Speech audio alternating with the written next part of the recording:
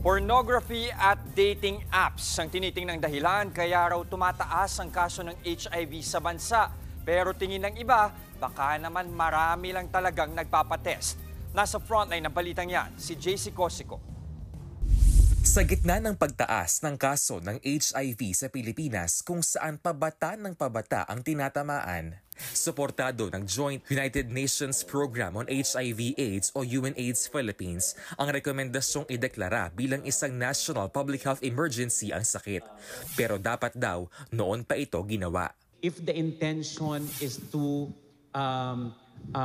consolidate yung efforts ng lahat ng sangay ng gobyerno, kasama na yung local government unit sa pagdedeklara ng national health emergency. At kung ito po ang paraan para tugunan ng lahat ng gobyerno yung problema natin sa HIV, siguro po ay hindi lang ngayon.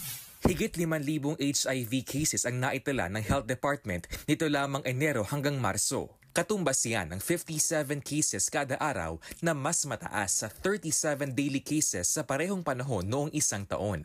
Maraming rason. Ang number one, tumaas ang risky behavior. So number one, easy access to pornography online. Number two, mga dating apps. Number three, hindi gumagamit ng protection, unprotected sex. Number four, nauso yung, nung nagka-monkeypox, na-discover ko itong mga behavior na to. May mga spa na nagpipretend na spa, pero actually brothel sila. Nakakakuha sila ng sex doon with the workers in the spa.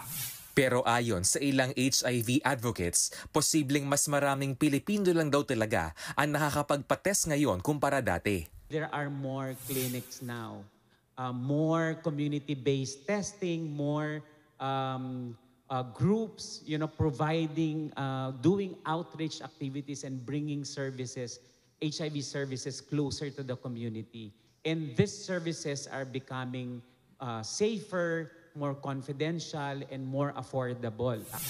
Kung tutuusin, ika nga, malayo na pero malayo pa. Kung pagbabasihan kasi ang 95-95-95 target ng UNAIDS, malayo pa raw dyan ang Pilipinas. Sa diagnosis na lang halimbawa, nasa 55% pa lamang tayo as of March 2025 ayon sa DOH. Ang 37 anyos na si Rainier, 17 taon ng HIV positive.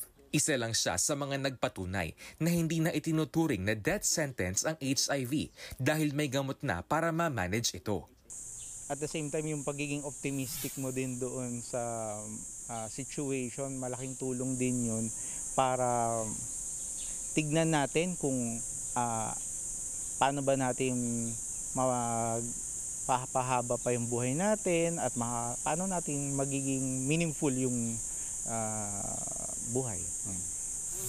Kaya ang payo ng mga HIV advocate para mawala na ang diskriminasyon sa mga taong may HIV, unawain ang tamang impormasyon dito. Ang transmission ng HIV ay kumbaga nadadala ng certain fluids of the body, no? So it's either dugo, okay, or semilya, or breast milk. Wala po ito sa katauhan ng tao, kundi ito po ay sa kanyang ginagawa.